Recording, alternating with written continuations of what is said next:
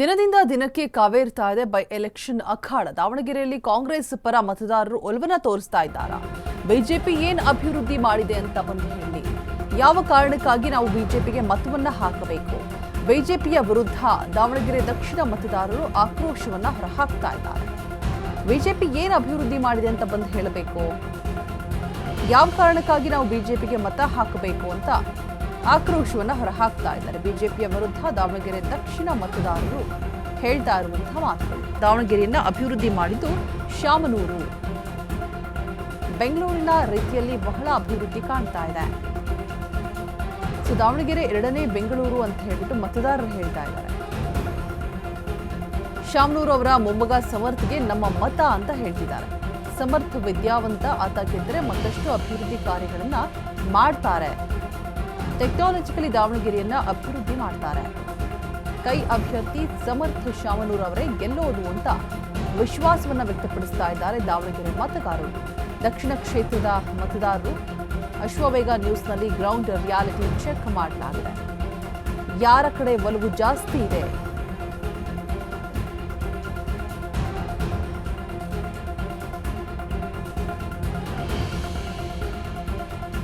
Election ಬಿಸಿ ಜೋರೈತೆ.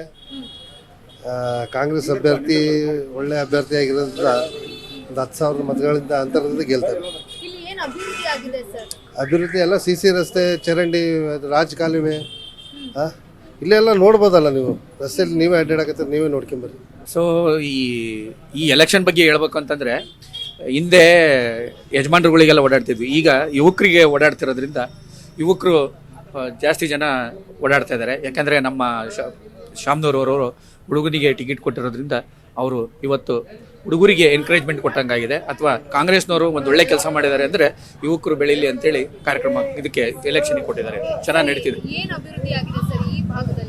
ಈ ಭಾಗದಲ್ಲಿ ಅಭಿವೃದ್ಧಿ ಬಗ್ಗೆ ನೀವು ಮಾತಾಡಕ್ಕೆ ಹೋದರೆ ಅದು ನೋಡ್ತಾನೆ ಹೋಗ್ಬೇಕು. ಮಾತಾಡಕ್ಕೆ ಹೋದ್ರೆ ಕೇಳೋಕ್ಕಾಗಲ್ಲ. ಯಾಕಂದ್ರೆ ಇಷ್ಟ ತನಕ ನಾವು ಮಾತಾಡ್ತಿದ್ವಿ, ಈಗಿನ ಸೆಕೆಂಡ್ ಬೆಂಗಳೂರು ಅಂತ ಹೇಳ್ತೀವಿ ಇದನ್ನ. ಯಾಕಂದ್ರೆ ಎಲ್ಲ ಕಡೆ ನೀವೆಲ್ಲರೂ ಹೋಗ್ರಿ, ಕಾಂಕ್ರೀಟ್ ರೋಡ್ ಸಿಗುತ್ತೆ, ರೋಡ್ ಸಿಗ್ತತಿ.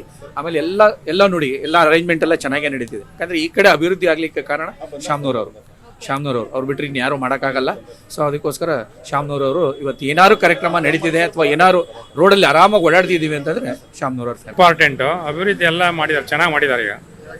ಸೊ ಯಾರು ಸಮರ್ಥ ಗೆಲ್ಬೋದು ಅಂತ ಎಲ್ಲ ಹೇಳ್ತಾರೆ. ಏನು ಅಭಿವೃದ್ಧಿ ಆಗಿದೆ, ಇನ್ನು ಏನು ಅಭಿವೃದ್ಧಿ ಆಗಬೇಕು?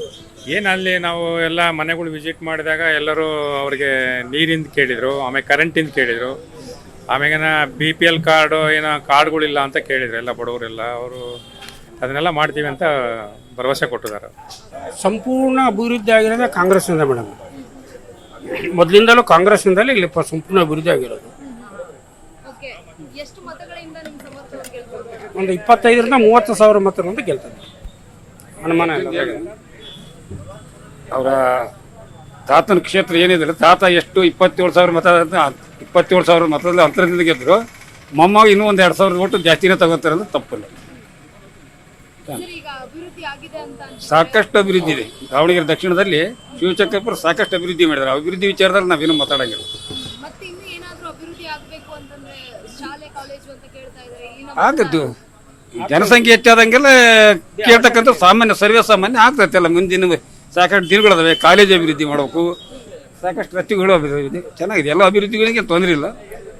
ಒಂದು ಸ್ವಲ್ಪ ಚುನಾವಣೆ ಚೆನ್ನಾಗಿದೆ ಅಮ್ಮ. ಈಗ ಸಮರ್ಥವರೇ ಸಮರ್ಥವ್ರು ಗೆಲ್ತಾರೆ. ಆಮೇಲೆ 4 ಬರೀ ಅವ್ರ ತಾತಾರು MP ಇದಾಗ್ಯಾರ. ಮಲ್ಲಾಡರು ಮಿನಿಸ್ಟರ್ ಆಲಿ, ಅವ್ರ ಅಮ್ಮನೂ MP. ಒಳ್ಳೆ ಕೆಲಸಗಳು ಆಗ್ತಾವೆ. ಹಳೆ ಭಾಗಕ್ಕೆ ಸಮರ್ಥವ್ರದ್ದೇ ಸೂಕ್ತ ಅಭ್ಯರ್ಥಿ, ದಕ್ಷಿಣ ಭಾಗಕ್ಕೆ ಅವ್ರದ್ದೇ ಬೇರೆ ಆಗಿದ್ದಲ್ಲ. ಚೆನ್ನಾಗಿದೆ, ಒಟ್ಟು ಎಲ್ಲ ಚೆನ್ನಾಗಿದೆ. ಅಭಿವೃದ್ಧಿ ಎಲ್ಲ ಆಗಿದೆ. ಮಲ್ನಾಡು ಬಂದಮೇಲೆ ಅಭಿವೃದ್ಧಿ ಆಗಿರೋದು. ಮುಂಚೆನೇ ಅಭಿವೃದ್ಧಿ ಇದ್ದಿದ್ದಿಲ್ಲ. ಇವಾಗ ಸ್ಮಾರ್ಟ್ ಸಿಟಿ ಎಲ್ಲ ಇದ್ದಾಗ ಮಲ್ನಾಡು ಇದ್ದರೆ ಆಗಿತ್ತಿಲ್ಲ. ಎಲೆಕ್ಷನ್ ನಡೀತಾ ಇದೆ ಮೇಡಮ್. ಆಲ್ರೆಡಿ ಚುನಾವಣಾ ಕಾವು ರಂಗೇರಿದೆ. ಇನ್ನೇನು ಕೊನೆ 2-3 ದಿನ ಇದೆ. ಕಾಂಗ್ರೆಸ್ಸು ದಿನಕ್ಕೂ ಸಹ ತನ್ನ ಪ್ರಭಾವವನ್ನು, ಪ್ರಚಾರವನ್ನು ಹೆಚ್ಚಿಸ್ಕೊಂಡಿದೆ ಅಂತ ತಮಗೆ ಗಮನಿಸ್ತಾರೆ. ಇಲ್ಲಿ ಇರೋ ಮತದಾರರು ಯಾವಾಗಲೂ ಶಾಮನೂರು ಶಿವಶಂಕರಪ್ಪನವರು ಇಲ್ಲಿ ಶಾಸಕರಾಗಿ ಸತತ ಒಂದು 30 ವರ್ಷಗಳ ಕಾಲ ಸೇವೆ ಸಲ್ಲಿಸಿದ್ದಾರೆ. ಇನ್ನೂ 2 ವರ್ಷ ಬಾಕಿ ಇದ್ದಂಗೆ ಅವರು ಏನು ಕಾಲವಾದರು, ಅವ್ರ ಕಾಲವಾದ ಮತ್ತು ಅವ್ರ ಅವಧಿಯನ್ನು ಅವ್ರ ಮೊಮ್ಮಗನಿಗೆ ಕೊಡೋಣ ಅನ್ನೋ ದೃಷ್ಟಿಯಲ್ಲಿ ಮತದಾರರ ಭಾವನೆಗಳು ಇದ್ದಾವೆ ನಾವು ತಿಳ್ಕೊಂಡಾಗ. ಸರ್ ಇಲ್ಲಿ ಏನು ಅಭಿವೃದ್ಧಿ ಆಗಿದೆ ಸರ್ ದಕ್ಷಿಣದಲ್ಲಿ ನೀವು ಗಮನಿಸಿದಂತೆ? ದಾವಣಗೆರೆ ದಕ್ಷಿಣದಲ್ಲಿ ಏನು ಅಭಿವೃದ್ಧಿ ಆಗಿಲ್ಲ ಅಂತ ಅಂದರೆ ನಾವು ಕೇಳ್ಬೋದು. ಎಲ್ಲ ಈಗ ಉದಾಹರಣೆಗೆ ಏನು ಮೂಲಭೂತವಾಗಿ ಇಲ್ಲಿ ರಸ್ತೆಗಳಾಗಿರ್ಬೋದು, ಒಳಚರಂಡಿ ವ್ಯವಸ್ಥೆ ಆಗಿರ್ಬೋದು, ಮತ್ತು ಜಲಸಿರಿ ಯೋಜನೆಯಿಂದ ಎಲ್ಲರೂ ಮನೆ ಬಾಗಿಲಿಗೂ ಸಹ ನೀರಿನ ವ್ಯವಸ್ಥೆ ಆಗಿರ್ಬೋದು. ಮತ್ತು ಈ ಹಿಂದೆ 20-25 ವರ್ಷದಿಂದನೇ ಕುಂದುವಾಡ ಕೆರೆ ನಿರ್ಮಿಸಿ ಅಲ್ಲಿಂದ ದಾವಣಗೆರೆ